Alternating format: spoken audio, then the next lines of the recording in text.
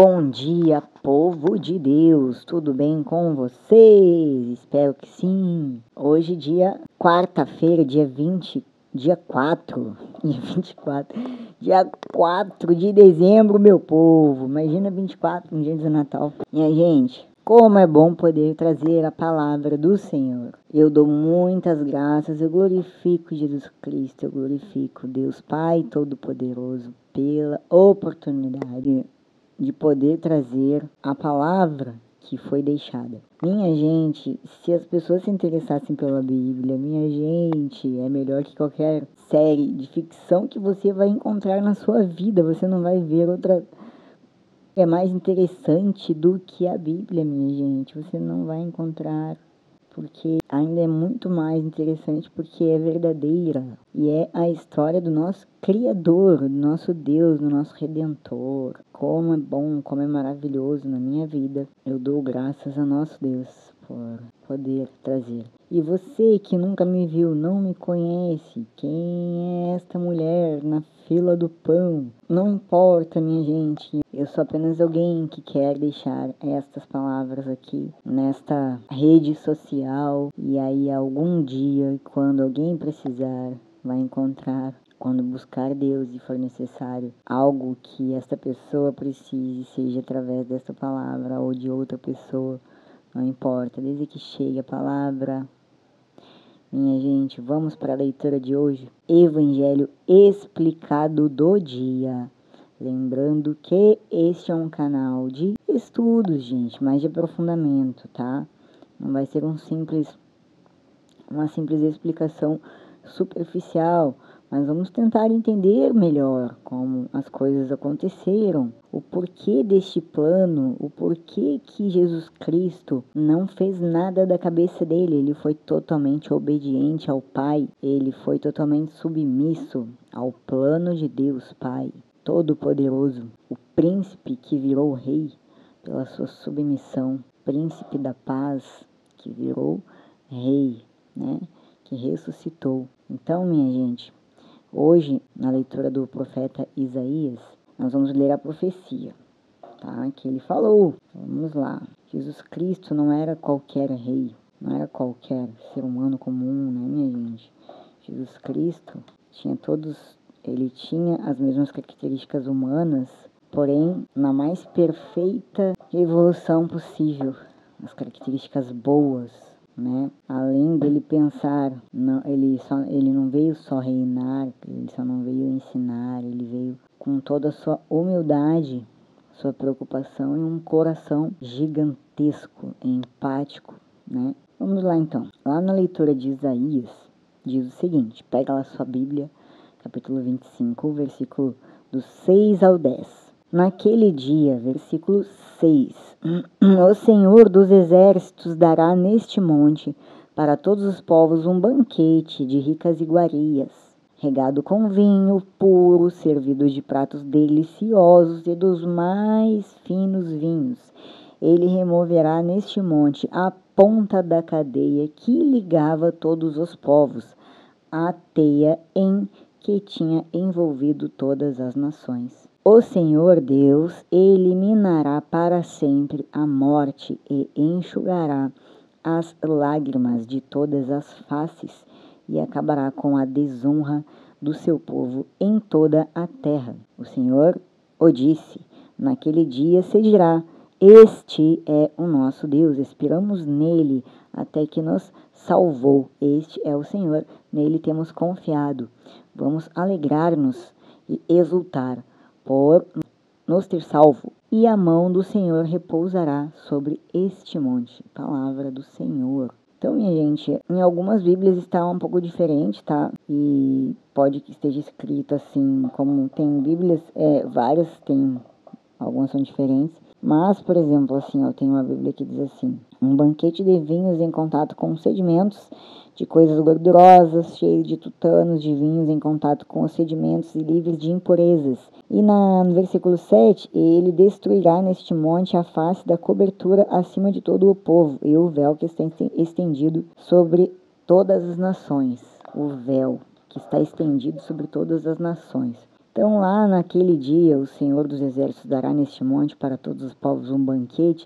Ele está prometendo, não é um banquete de comidas, minha gente, ele está prometendo bênçãos, né, grandes recompensas espirituais, porque nesta parte aqui de Isaías, Deus dará para aqueles que nele creem todas as coisas mais maravilhosas do mundo, né? Este banquete significa isso, tudo de melhor que Deus tem para lhe oferecer, para aqueles que acreditam nele. Não é apenas um banquete com coisas, com comidas e com bebidas, minha gente, né? Isso significa o quanto que Deus é grandioso, quanto que... agora não me vem a palavra, meu Deus do céu. Bondoso, glorioso, como que Deus é generoso, né? Como ele oferece com amor, né? Como ele retribui o amor dele, né? De forma tão grandiosa. Isso significa este banquete, né? Com as melhores bênçãos, né? Porque ele sabe da dificuldade do povo que o povo dele vai passar, né? Isso significa esta parte da leitura. Este é um reflexo, né, das recompensas espirituais que aguardam aqueles que confiam em Deus, né? Depois ele diz assim, ele removerá neste monte a ponta, lá no versículo 7, da cadeia que ligava todos os povos, né? E a teia que tinha envolvido todas as nações. Minha gente, a limitação, né? A limitação das pessoas na crença naquele momento da vida delas, né? Por elas terem sido um povo escravizado, um povo que sofrido, né? Eles não conseguiam visualizar um futuro glorioso, eles não conseguiam visualizar algo bom, porque só eram coisas ruins que aconteciam com eles. Então eles tinham traumas, eles não conseguiam olhar para frente, né? Eles não conseguiam ver, né? Era um povo muito sofrido. Então o que Deus diz que ele vai dar além disso, ele vai tirar esse véu, essa limitação. Ele vai dar um novo, né, sonho, um novo sentido, uma visão do futuro glorioso, né? Ele faz uma promessa de glória, né? Vamos continuar. O Senhor Deus ele eliminará para sempre a morte e enxugará as lágrimas de todas as faces e acabará a desonra do seu povo em toda a terra, né? Então, o Senhor Deus eliminará para sempre, além de oferecer consolo, né? Ele não é só consolo que ele oferece, porque ele diz assim, o Senhor Deus eliminará para sempre a morte. Será que ele não está dizendo sobre a ressurreição, né? Ele não está aqui já profetizando que haveria um Deus que mostraria, né, que existe ressurreição, como Jesus ressuscitou entre os mortos, né, e que existe um mundo que não é daqui, como Jesus Cristo disse, né? Então, como que eles iam imaginar isso naquele tempo? Não, eles não imaginavam. Isso foi um profeta que disse, uma profecia. Então, vocês se imaginem no lugar dessas pessoas sofridas, né? Tem que ter muita fé para acreditar nessas palavras, né? E esta esperança que o profeta Isaías estava levando era algo para eles que deveria realmente era uma fé genuína, né? Genuína, uma crença genuína.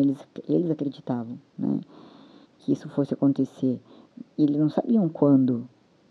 Nunca eles poderiam ter morrido, nunca ter visto nada, como provavelmente aconteceu, né? Ninguém ficou de semente para ver, né? Não se sabe quanto tempo assim passou. Podemos saber se nós formos lá em Isaías pesquisar, mas vamos primeiro continuar aqui. Isaías só foi aparecer Jesus Cristo depois de Isaías? Só de curiosidade vem aqui ver, minha gente, ele, com certeza, essas profecias que ele fez para o povo, todos morreram.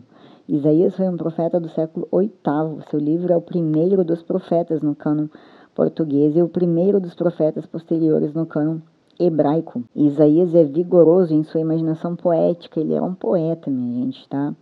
Ele escrevia tudo de forma de poesia. É quase impossível ler ou estudar o livro sem ter uma nova compreensão da natureza de Deus e nossa relação com ele. Tá, mas vamos voltar. Os autores do Novo Testamento leram o livro de Isaías à luz da vinda de Cristo e perceberam que este profeta antecipou a vinda do Messias com extraordinária clareza. Por esta razão, citaram Isaías mais do que qualquer outro livro do Antigo Testamento. Tá, minha gente? Eu não tinha noção de quanto tempo seria, não, esta profecia, porque são tantos profetas e eu não tenho decorado a Bíblia, não, minha gente. Nem tenho essa pretensão, quem me dera. Quem sabe, na minha eu mais velha, né, com mais tempo de estudo. Quem sabe, né? Não sabemos. Tem muitos que decoram a Bíblia, mas a minha intenção não é decorar, a minha intenção é entender. A minha gente entendeu. Então vamos lá. O Senhor Deus eliminará para sempre a morte e enxugará as lágrimas de todas as faces. O que isso significa? A esperança de que no momento ele está dizendo que Jesus, ele está praticamente dizendo sobre a ressurreição de Jesus Cristo, e a esperança nessas palavras aqui significa que este Deus, ele vai extinguir, ele vai eliminar a morte, e ninguém mais vai precisar chorar, porque ele vai enxugar as lágrimas, porque vai ter esperança numa vida futura. Esse é o significado. Só que você imagina, naquela época não tinha como pensar sobre isso, né, minha gente? Aí depois diz o seguinte, né? E outra coisa, aqui ele não está só consolando as pessoas, mas ele está restaurando, né? Ele está restaurando a esperança, ele está restaurando a desesperança, né? A desesperança, porque eles estavam desesperados. Então, ele foi lá e restaurou esta esperança. Eu acho que eu deixei claro, não sei se eu não confundi, não. Mas, vamos de novo esclarecer. O povo, ele estava sem esperança. Então, Isaías, com suas palavras, ele foi lá e restaurou. Ele trouxe uma nova esperança. Ele trouxe uma promessa, né? Onde existiria um momento de glória, de nova vida, de recompensas, de que Deus daria recompensas, bênçãos, alegrias, conforto, paz, né? E que este Deus consolaria, não teria mais morte nem choro. Então, ele prometeu muitas coisas aqui. Deus prometeu através do profeta Isaías. Ele diz, naquele dia se dirá, este é o nosso Deus. Olha, ele está louvando, este é o nosso Deus. Que maravilha esse Deus, né? Esperamos nele, confiamos nele, né? Nós vamos esperar no Senhor, até que nos salvou. Este é o Senhor, nele temos confiado. Então, eles continuam confiando, é o nosso Deus. Nós não vamos deixar de confiar, né? Vamos nos alegrar, vamos acreditar, vamos exultar o Senhor por isso, né? E apesar de toda a dificuldade, né, minha gente, a fé genuína, eles continuavam, né, na união, na dificuldade, exultando a Deus, né? E a mão do Senhor repousará sobre este monte. Então, minha gente, nesta última parte, né, refere-se à confiança, né, a confiança genuína e paciente, né, minha gente, paciência, né, paciente, a confiança, porque eles não sabiam quando isto ia acontecer, né, eles viveram na promessa, para eles não importava quando seria, mas algum dia seria, né, porque se você crê, você vai confiar, você não importa quando, onde, como, a sua semente precisa ser plantada, quando ela vai ser colhida, você não vai saber. Crer é isso, né? Você está num barco à deriva no meio do oceano, né? Só sua fé vai te salvar, né? Porque toda a glória é de Deus, Ele é o Criador. Você não tem controle de nada, Ele que tem o controle de tudo, né?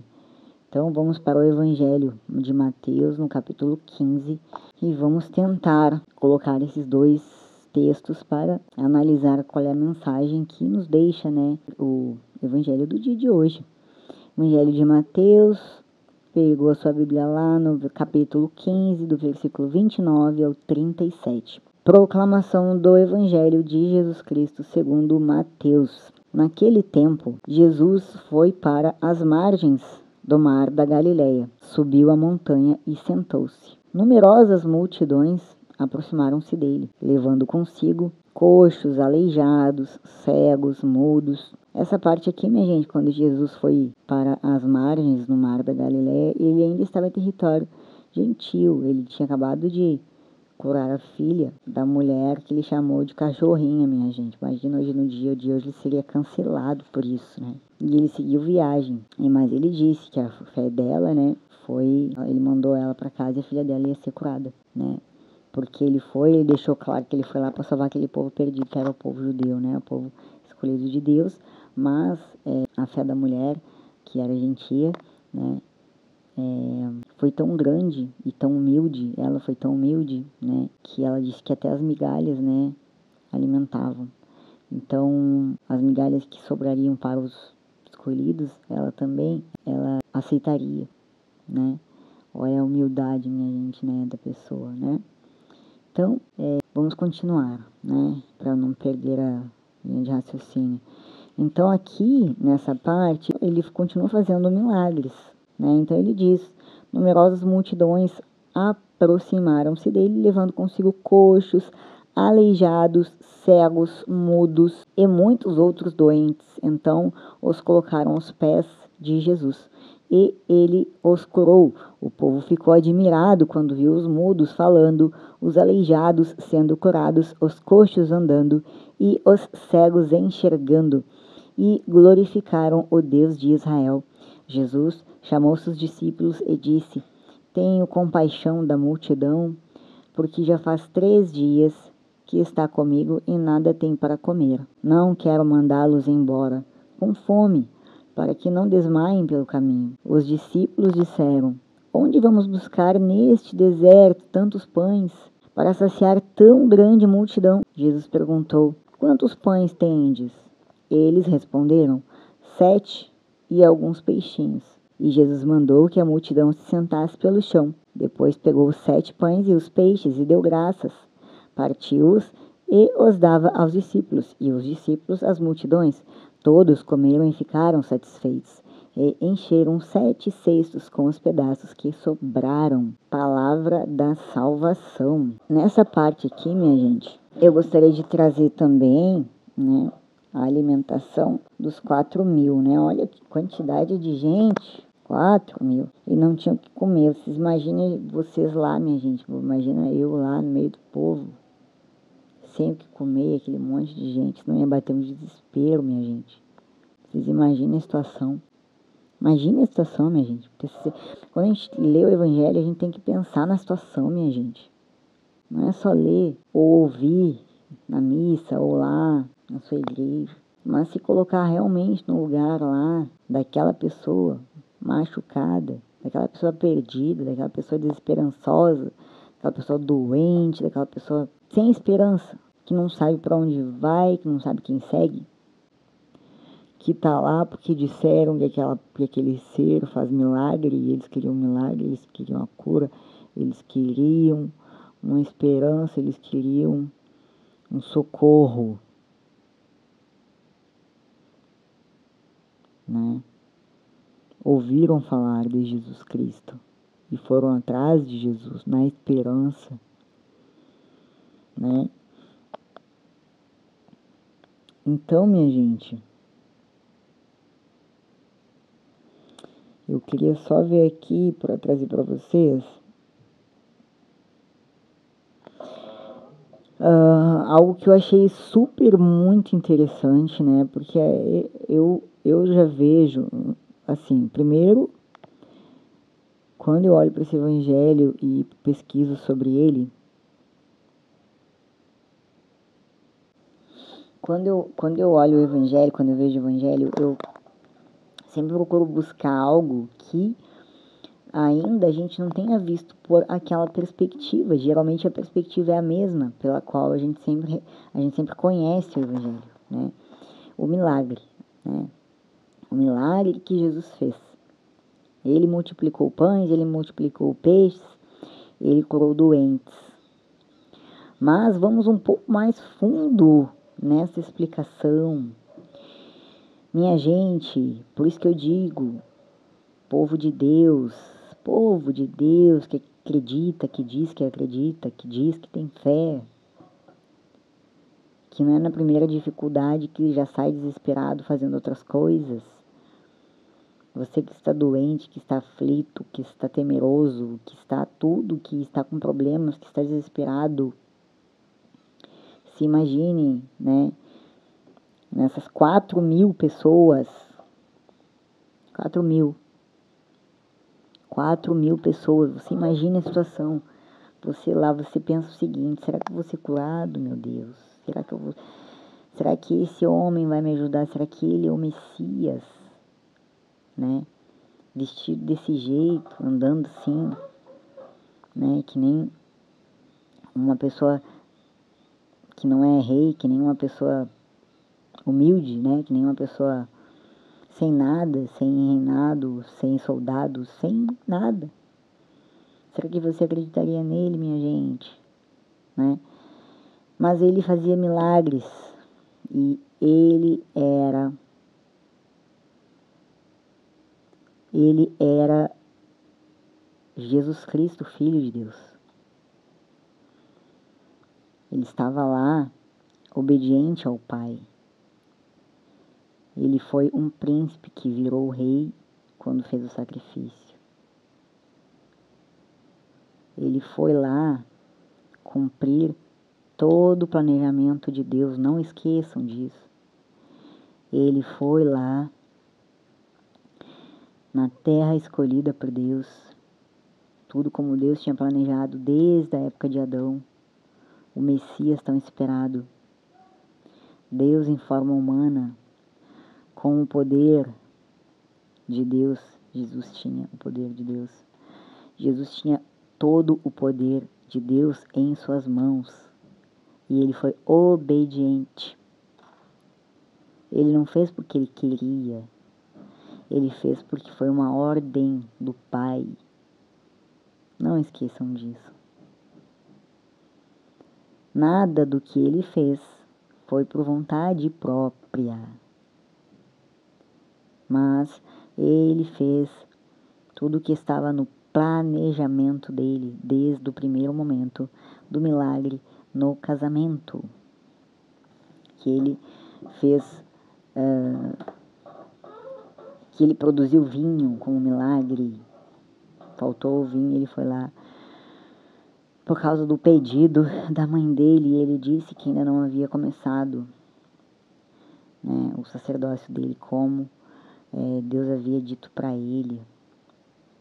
Mas Maria intercedeu, né, minha gente? E ele foi lá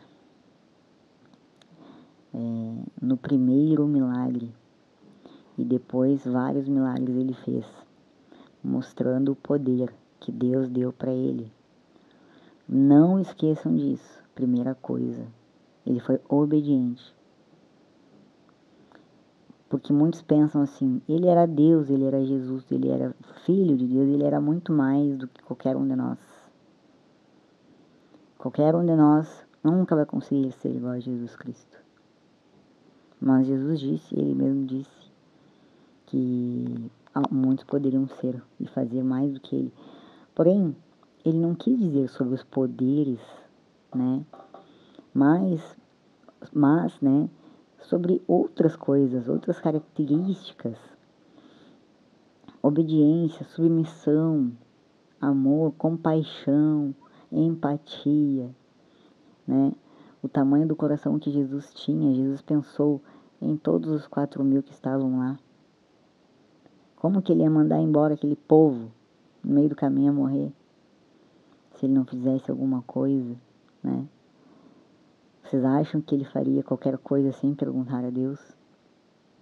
Claro que não, minha gente, né? E todos ali no desespero, né? Desejando serem curados, desejando e tendo fé, né? Muitos ali no desespero mesmo, sem fé nenhuma, sem fé que eu digo sem rumo, né? Estavam ali porque sabiam que ele fazia milagres e quem sabe ele era o Messias, era o povo dele. Quem sabe se não foi o mesmo povo que o sacrificou, né? Pode que não, pode que sim. Muitos ali poderiam ser gentis também, porque estava na mesma, ele tinha saído, né?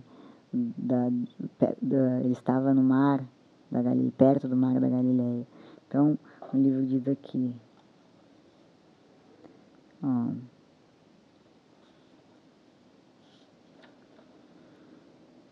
Jesus foi para as margens do mar da Galileia, subiu a montanha e todo mundo foi para lá também, atrás dele, né, esperando algo na sua vida. Imagina se isso acontecesse hoje, né?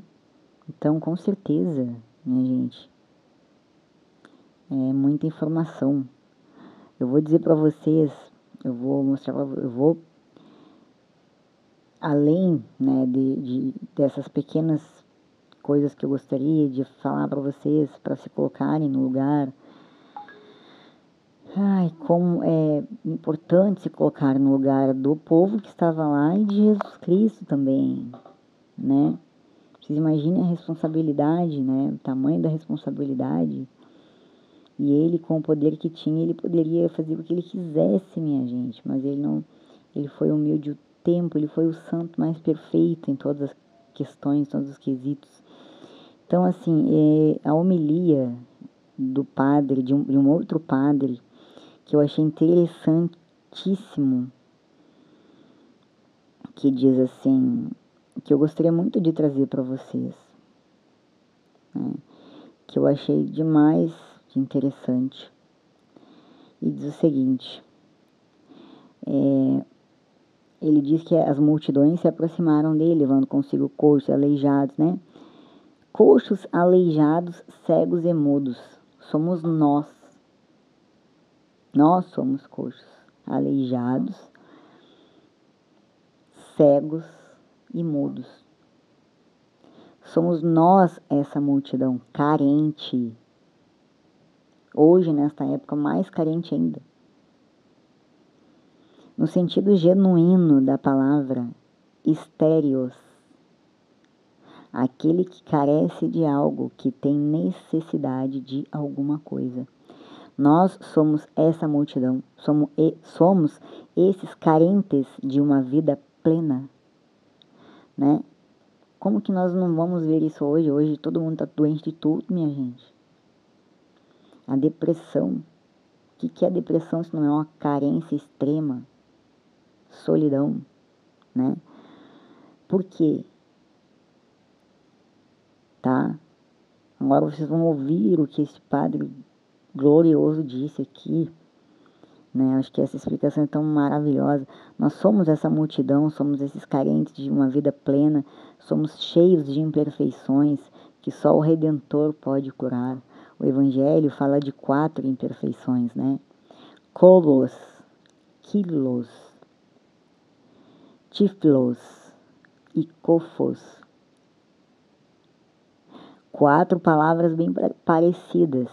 O interessante é que no grego dão um significado muito profundo para nós, né? Que carecemos do amor de Deus. Somos coxos, a primeira palavra, colos, privados de um pé, né? Caminhamos em direções contrárias àquelas propostas por Cristo. Muitas vezes nós temos dificuldade de caminhar numa direção que exige esforço. Nós temos dificuldades em caminhar numa direção porque nós não queremos renunciar a nada. Nós queremos tudo, mas não queremos abrir mão de nada. Do nosso orgulho, da nossa vaidade, do nosso conforto, do nosso ego, né?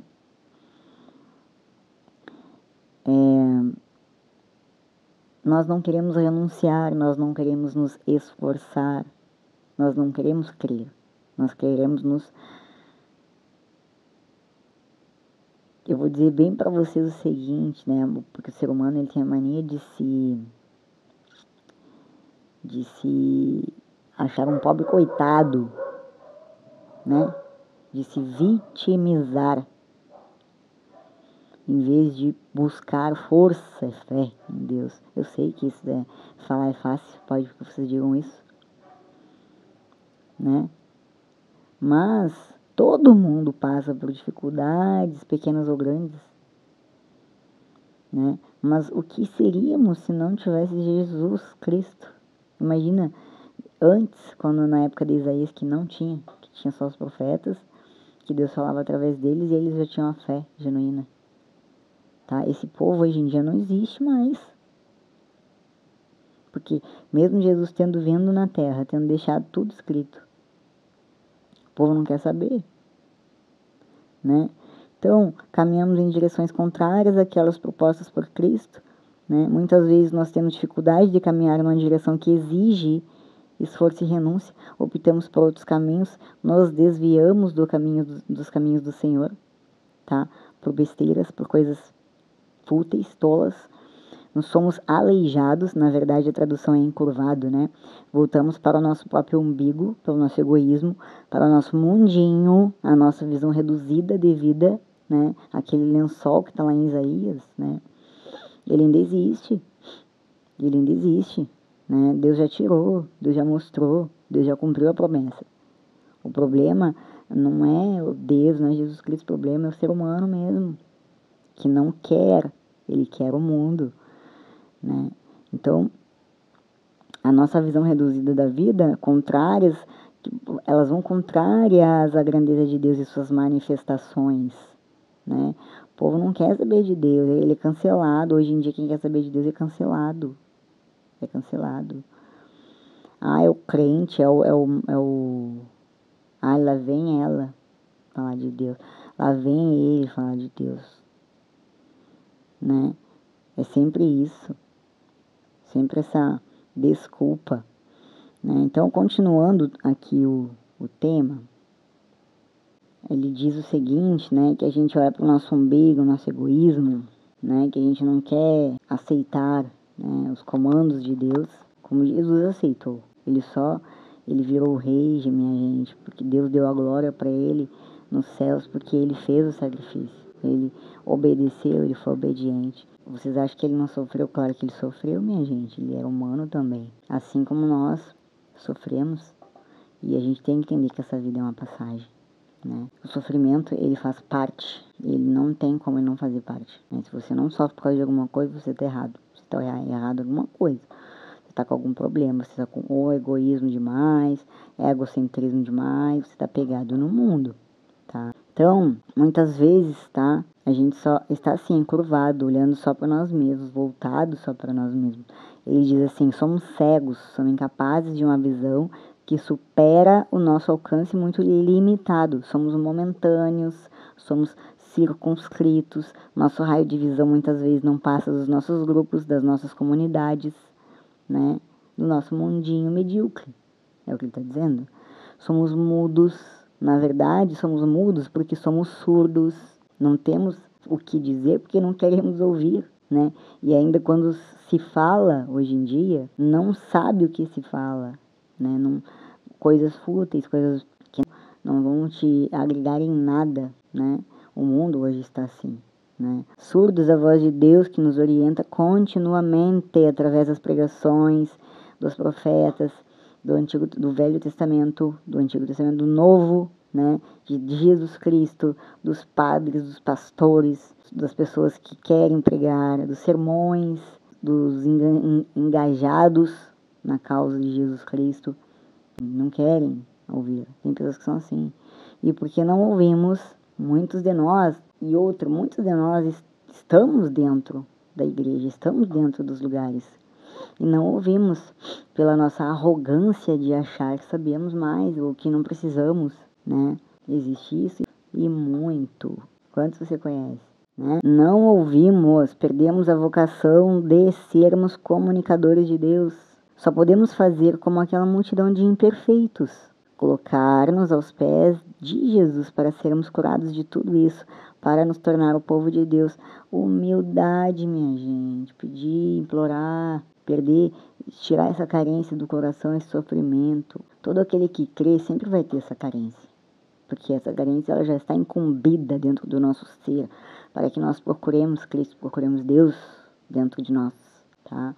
Para que nós tenhamos fé e alegria em viver, em tirar da vida o melhor que puder, porque a vida é passageira, né? Mas Ele quer mais, Ele quer que nós demos frutos, Ele quer que nós falemos dEle, que nós exaltemos Ele, porque Ele que é quem tem glória, Ele que é o Criador, nós somos nada, nós não somos ninguém, nós não somos vencedores, minha gente, de nada. Né? Nós somos imperfeitos sempre, e Jesus é perfeito, porque mesmo Ele na sua glória, Ele tu chama, Ele vem. Ele quer que tu chame, né? Mas muitos não querem. Nós, né, ele diz assim, só podemos fazer como aquela multidão, né? Nos colocar aos pés de Jesus para sermos curados de tudo isso, para nos tornar o povo que Deus escolheu, né? Povo amado e povo salvo pela sua graça e pelo seu poder. Vamos nos dirigir a Ele com essas imperfeições e com tantas outras que nós trazemos ao nosso coração, né, que nós trazemos ao nosso coração, Ele nos curará, tá? Sobre todos vós desça a bênção do Deus Todo-Poderoso, Pai, Filho e Espírito Santo, né? Amém, né? Gostaria, vamos ver aqui o nome do Padre Donizete Heleno Ferreira, tá? Na homilia, tá? De hoje. Então, assim, que grande, como ele conseguiu, assim, falar, né? Dessa parte aqui de nós que somos os cegos, nós que somos os coxos, os doentes, né? Toda a humanidade, em pequeno ou grande grau de carência, de egoísmo, de tudo, né, minha gente? Tudo. A gente ama Deus e eu, pelo menos, falo que eu amo e eu gostaria muito de ser melhor em muita coisa, né? Eu nunca acho que às vezes eu até me coloco um pouco para baixo, porque eu gostaria de ser melhor, né? De ser mais tudo, de ser melhor em tudo, né? E eu me considero uma pessoa esforçada. Eu me considero uma pessoa esforçada, sempre muito esforçada. Porque sempre acreditei em Jesus Cristo. Sempre acreditei que Ele, que pelo menos Ele me amasse de verdade. E eu busquei, né?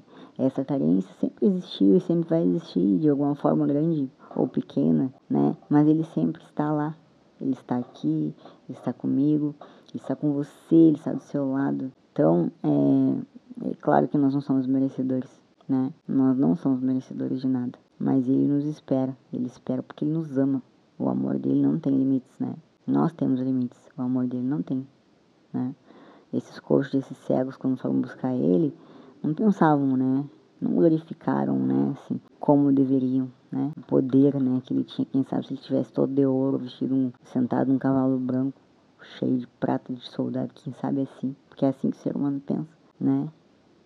Mas enfim, minha gente, espero que hoje este tema de leitura do Evangelho do dia tenha surtido efeito em alguém, alguma coisa tenha saído de bom daqui, deste Evangelho, né, minha gente? E se Deus quiser, com grande alegria, até amanhã, com grande alegria, com muita gratidão ao nosso Senhor Jesus Cristo. Com muita gratidão, que eu tenho a oportunidade, né, de poder levar a palavra, porque eu não sou ninguém, minha gente, ninguém. Eu não tenho nenhum currículo impressionante, não sou rica, nada, né? Não posso dar vantagens, né, para ninguém, não tenho nada para oferecer para ninguém, né? Mas eu sou grata pela minha vida, pelas dificuldades que me fazem crescer como pessoa, né? Por cada dificuldade que cada dia mais cresce a minha fé e que nos tempos difíceis, quando vierem, que eu não perca nunca, né? A minha fé em Jesus Cristo. Muitas coisas estão por vir, não sabemos se teremos vida ou não quando essas coisas acontecerem, né? Mas tudo que está escrito na Bíblia, minha gente, não tem como não crer, né? E sabemos que até Pedro, né, o apóstolo, negou Cristo e não só depois da sua ressurreição, né, do seu corpo glorioso, ele reconheceu, né, e às vezes que ele falava antes, né, muitas vezes ele falava sem realmente reconhecer Jesus Cristo como Deus em pessoa humana, né, e enfim, nós temos todo esse conhecimento agora, então não perca ele, nunca, né. Vamos ser humildes que nem Jesus foi, né, minha gente? Grande graça, grande paz. Shalom, shalom a todos vocês e até amanhã.